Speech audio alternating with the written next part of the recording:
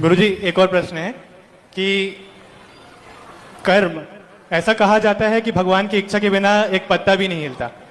तो इसके हिसाब से तो हमारे जीवन में जो भी आज कार्य हो रहा है वो भगवान की कृपा से हो रहा है। हाँ। फिर अगर किसी कारणवश किसी से गलती हो जाती है तो उसमें भगवान की कृपा है कि नहीं, और अगर नहीं है तो फिर कर्म कहाँ है और भाग्य कहाँ है? इसको सीधा सीधा पूछो, टेढ़ा घुमा के क्यों पूछ रहे हो? कर्म और भाग्य नहीं, हम सीधा परसों जाए। जब सब भगवान की कृपा से होता है तो पाप भी भगवान की कृपा से हो रहा है। जब पाप भगवान की कृपा से हो रहा है तो फिर दंड हमें क्यों मिलता, भगवान को क्यों नहीं मिलता? ऐसा प्रश्न हो सकता है इसका? हाँ। एक आदमी गया अदालत, उसने मर्डर कर दिया। तो उसने सुन रखा था कि ये जो जज है ये रामायण प्रेमी है, तो उसने 2 रामायण की चौपाई सीख नहीं रहा होगा तुम्हारी जैसा।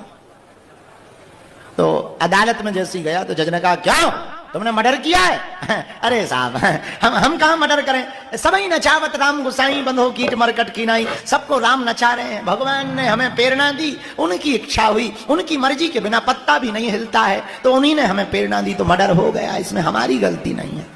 तो जज भी पहुंचा हुआ था, उसने बिना देरी किए पेन उठाया, बोले इसको आज ही 1 घंटे बाद फांसी पे लटका दिया जाए। आदमी बड़ा चौंका, उसे लगा के बच जाएंगे, सजा माफ होगी। अरे बोले जब साहब हमने नहीं किया तो आप इतना बड़ा दंड हमें क्यों दे रहे, हमें क्यों फांसी पे लटका रहे? जब भगवान की सब मर्जी से होता है तो ये भी भगवान की मर्जी से हुआ। तो जज बोला, सुना, जिस भगवान की मर्जी से तुमने मर्डर किया उसी ने अभी अभी हमें प्रेरणा दी कि इसे फांसी पे लटका दो।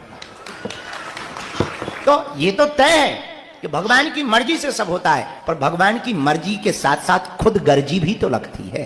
ये बुद्धि भगवान ने दी है, ये इसीलिए दी है, किस लिए? सत असत विवेचनीय बुद्धि सा संजाता इति पंडा। सत्य और असत्य का ठीक से विवेचन कर सको, ऐसी तुम बुद्धि के मालिक बनो, इसीलिए तो भगवान ने तुम्हें इंसान बनाया है।